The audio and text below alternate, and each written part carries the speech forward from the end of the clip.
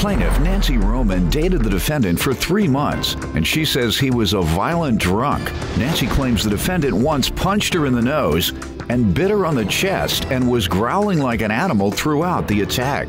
Nancy's suing her ex for a down payment on a car and the cost of a cell phone.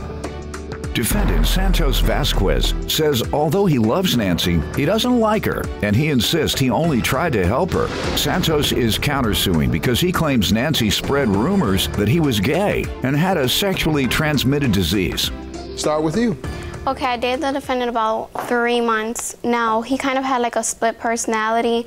At moments when he was sober, he was like extremely nice.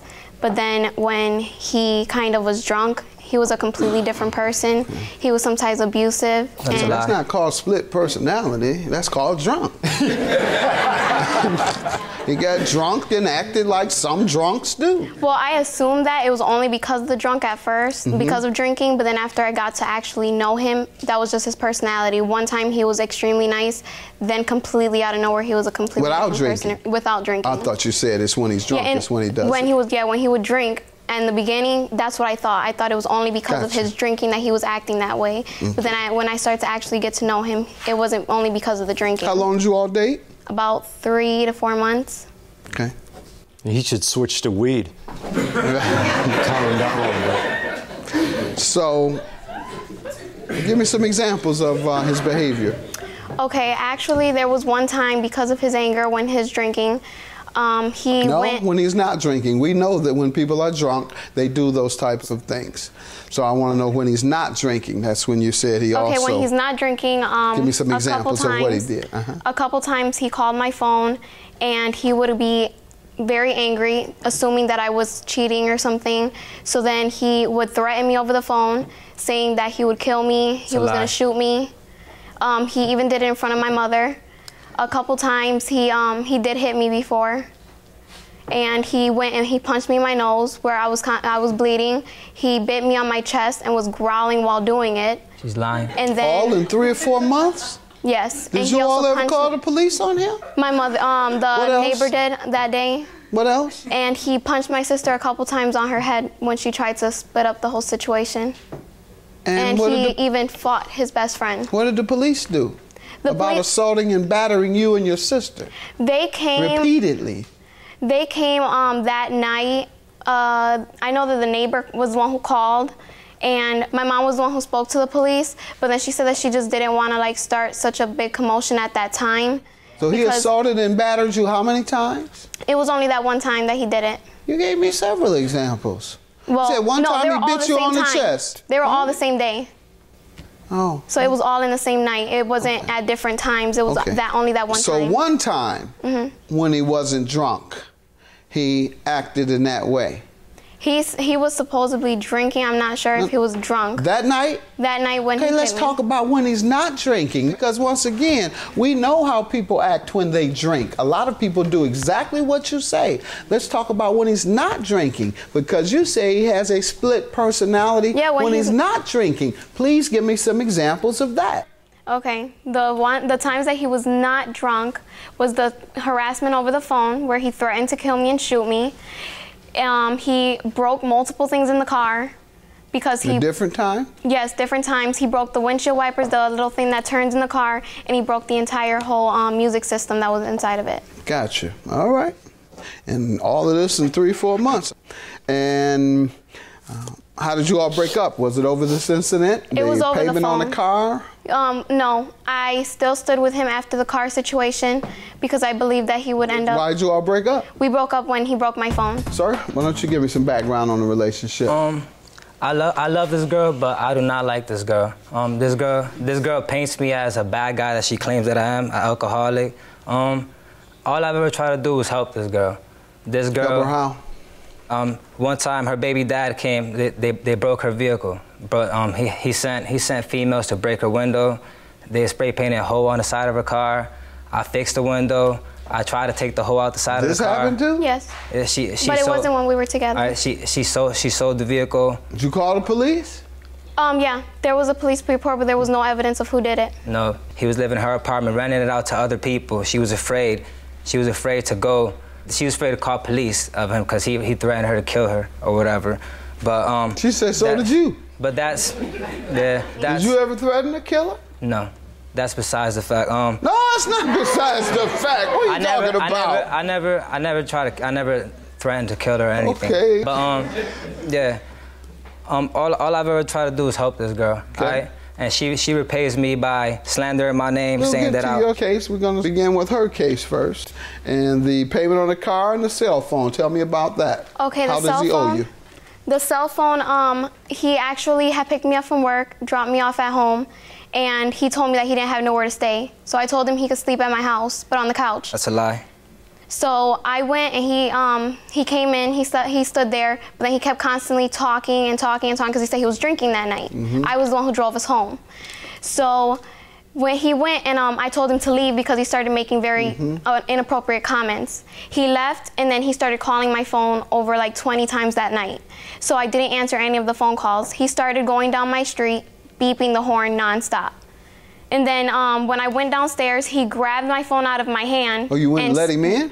I opened the door because he was in the car. When I opened the door, he started running out from the car to my door. So when I went to go close it, he put his foot in the door, grabbed my phone out of my hand, and slammed it on the ground. I even have proof that he broke my phone. Let me have that, please. And let's talk about the car you're suing about, a down payment. He says it right there that he broke it. All right. How does he owe you for down payment on the car? The down payment on the car was, he told me that I needed more of a reliable car and that he didn't like me driving the car that I had because it said pretty much hoe on the side of it. Now, I was okay with the car, but he said I was okay with it because it was still getting me. Said on the side of the car, ma'am. Because it was still getting me place to place. All right. Great guess, Miles. Go ahead, right. It was getting me place to place. What did you say it said on the side of the car? It said hoe. And you said you were okay with what it said on the side of your car. Go ahead, ma'am. So how it was cleaned off, so it was only an H. Tell me about the down payment. So we agreed to do that, and then we said that we would put the car... Agreed to do what? Tell me again. We agreed to go ahead and go to a dealership, and I would be leasing a car under my name, and I would be doing the payments. Okay. So we did this around my birthday, so I agreed, and I said fine. So I sold my truck for $1,000 on Craigslist, and then I got the rest of the $500 from my sister and a paycheck, and I gave it all to him because I don't do good with money. So how much did you put down? I put $1,500 down. All right. He told me we originally said that when we did the credit check, everything was under my name. Now I had to work. You gave all that to him or to the car dealer? I gave that all to him because he said I had to work. Okay. So I told him that I was trusting him to hold it. He told you he paid it all to the car dealer? Yes. All right. So what did happen? So when I went to work, he told me to send a picture of my ID because everything was being processed. He told me that he actually called me the next day and said I had good news. And I said, what's the good news? He said we were able to get approved for the Dodge Magnum. So how did he ultimately come to owe you? What happened to the car? Because he ended up putting the car under his name. He put the car under his name that I did not agree. And who has possession? Now he does. Okay. But I put down the down payment for the car. All right. So he owes you money. And I also have that also. All right. Sir, what do you want to tell me about the phone and the car? Yes, I did break the phone, but well, she's saying I owe her $1,500. That's a lie. I don't owe her $1,500. And was there a car? Yes. If so, tell me what the agreement was. I don't owe her anything. Tell me what the agreement or the discussion was. The agreement was we were both going to go half on the car and share it. How much was the car? The car was altogether, it was $2,005. $2,005. So half of that would be 1,000. No, yeah, 1,250. 1,000. 2005. No, half. 1,250. That's what I said. That's what I said. Go ahead. Okay. So you each were supposed to pay $1,000. 250 cents. Right. No, there's no such thing as 250 cents. $1,002.50. That's how much you were supposed to pay. So what happened? Did you put up your share? I put $1,205 down. She put down $800, and she claims that I owe her $1,500. And she said it says here she messaged my ex-girlfriend on Facebook saying that I owe her $2,000, and I have the proof right here. All right. How much do I actually owe her? And what is this? That's stating how much I wrote to him saying that he owed me. That he owes you. Yes. And you have something where she tells your girlfriend there. something different. All right. because he owes me $2,000. You say $2,000 on this. Yes, I did write to her saying he owed me $2,000 because I was putting the original amount for my phone. Because what? I was putting, when I added it, it's the $1,500, Okay. and then it's also the amount for my cell phone, Makes but I'm only sense. charging the $100 now. All right. So I'm actually putting less in the counter. You have the car, right? Yes, I have the car. All right, so why shouldn't she get her money back if you have the car? And he's even sharing the car with Ma'am. her. She told me, well, She told you to keep it and don't give her her money back? she said stay out of her life, so that's exactly what I did. Okay, now she wants you back in her life long enough to pay her her money. Now, the counterclaim for $1,000, what did she do? She slandered my name on Facebook, saying that I was gay, saying that I had chlamydia, saying that that I was a low life, saying I was broke, saying that I'm a bad tattoo artist. I have everything's right here. Okay, let me see it. Ma'am, did you do these things? And she also made a fake Facebook page of me. I never. Fake Facebook? Yes. How do you know it was her? Because other people messaged me on Facebook saying, "Oh, it's a fake page of you." I didn't know she did it, ma'am. I never made the fake Facebook, but I did. Yes, I did. I never said about him being a bad tattoo artist because he was actually the one who did my tattoo. No, it says, come on now, you're a tattoo artist and still poor. I had at least 10 people say your work is straight garbage. Yeah, I never out of my mouth said he was bad. I said I've heard he was bad. So on Facebook right there. But Oh, so you've heard at least 10 people say his work is straight garbage? Yes, I did. All right, do you have any evidence of that? No, I don't. Okay, because this is called putting him in a false light. Okay. Just because someone tells you something doesn't mean you have an ability to say it openly, such as this. This is spreading things to the entire universe. This isn't just you telling a buddy. This is you telling the entire universe that 10 people say his work is straight garbage. You also say on here, you recently told me you had chlamydia from the female you're with. Did he tell you that? Yes, he did. So why did you put it on this doll? I was upset. I honestly was upset because That's why you did it, because you were upset. Yes. That's called malice. I got a message. You did it maliciously to get him back, to hurt him. All right. She said she did this to hurt you. Yeah, so your judgment for $1,000 is granted. You can't put something on the internet to hurt him, and it indeed does hurt him.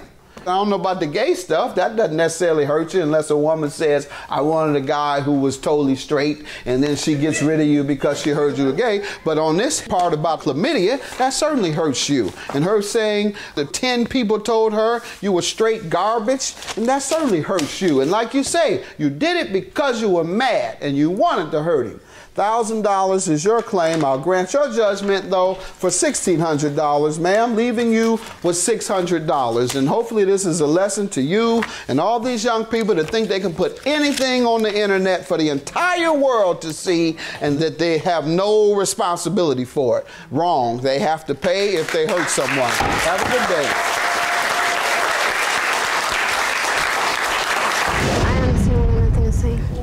I don't feel anything for her. I just hope she learned her lesson. I don't have nothing to say to her. Well, I do gotta say something. They opened my doors to him, and at the beginning I thought he was really nice until I saw his attitude and everything.